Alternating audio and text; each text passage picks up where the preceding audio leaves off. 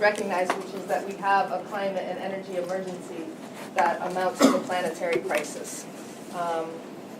We thought that we were in the beginning of an energy transition several years ago. We thought we were moving towards a low-carbon, more sustainable energy system, that we'd be addressing the climate crisis. We thought that this was sort of inevitable, and all of the recent evidence shows that this simply isn't true. It's not happening. The energy transition we need is not happening. And we need a decisive shift in power towards workers, communities, if we're going to actually realize an energy system that addresses issues like energy poverty, that protects workers and communities, and that addresses the climate crisis and drastically reduces emissions in the way that science says we need to. Work in the U.S., and it's about a 20-year-old organization. It was founded, honestly, because Indigenous people, Native American folks, really needed the opportunity to speak for ourselves. At that time, in the 1990s, 1980s, groups like Greenpeace, World Wildlife Fund, the usual suspects in terms of the environmental community, would come to our communities, find out if there was an issue, take pictures of us, and run a campaign and get resources, and then they would do all this stuff on behalf of our communities, but without ever putting resources or solutions back on the ground. And so the whole purpose, not only of being able to be a network, be able to speak for ourselves, but also to be able to put the solutions for ourselves.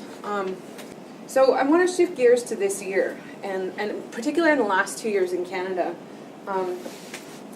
We started to see this huge shift in terms of I don't know more. And what was that? We can't say that people, Indigenous folks, haven't been resisting. We haven't been organizing. We haven't been fighting back against colonial states, right, in terms of the U.S. and Canada, and really understanding that relationship. But there was 2 bills that were proposed before, in December of, I think it was 2011, Bill C-45 and Bill C-38. And this was the first time that, the government pushed a bill that was created lobbied for, and paid for by the Canadian Association of Petroleum Producers. What it did is it gutted our water protection legislation, the process for environmental assessment. It basically ripped out the very foundation of environmental law and legislation in Canada. And what did that do? Well, that opens up the doorways to extractive industry, not just tar sands development, but every kind of development you can think of. And what did this do? Well, it sure got a lot of our people angry, because not only did it affect the environment, there was legislation in there that affected our treaty rights, constitutionally protected rights in Section 35 in Canada. And the U.S., I know it's a little bit different, but legally in Canada, we are the only people that are able to stop development. Canadians aren't able to do that. Americans aren't able to do that. We have the legal power to do that because of the original relationship between Indigenous people and the state. What we want to do is we wanted to challenge that and be able to say, well, if this company comes into our land without talking to us, consulting us, and getting permission, that's a problem, right? And what does that mean legally? Well, it means that the companies can't come in without having the Canadian government do its due diligence in terms of duty to consult and accommodate, right? So these are technical legal terms, but it's been a really important strategy in Canada, in the U.S., in terms of holding these kinds of governments accountable. But I think what we're really realizing right now is that, we've seen actions happen all across the country in terms of Idle No More and pushing back against this legislation. But what it did is it showed our people that across the country, even though folks it might not have been hardcore direct actions, if there are round dances in malls and shutdowns of highways and blockades, the shutdowns of borders, all of these things happened in the country on days of action. It showed our own people that we have power. And that hasn't happened across the country in a broad movement for a long, long time. Fossil fuels are really a weapon of mass destruction. They are part of a war for the extraction of resources and the concentration of capital, and the earth be damned. And so that's the mass destruction aspect of it. And so what many people in the States, at least a large part of the environmental movement or the climate change movement, say is, well, what we have to do is get rid of this, the use of fossil fuels. That carbon is really a problem that threatens the earth, and if we can get rid of carbon, we'll be okay. If we can decarbonize the economic system, that everything will be hunky-dory. That's a very different perspective from thinking of carbon as an instrument of class struggle. Because when you think of it as an instrument of class struggle, then the problem is not the carbon. That's just an instrument. The real problem is, who is actually organizing the use of energy in a way that's so destructive to human beings, to working class people, to people of color, and to other species in the planet itself. So the bad news is that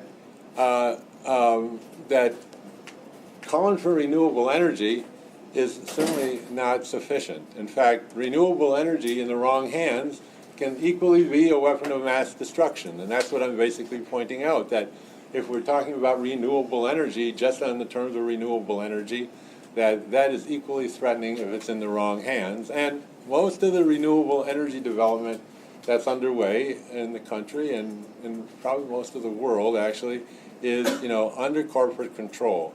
So when we're looking at energy, especially renewable energy, there's renewable energy and there's renewable energy. There's the renewable energy that strengthens and underwrites and propels the current economic system, and there's the renewable energy, that can be a source of salvation in a sense, for our species and others in the world. Claims I'm going to make.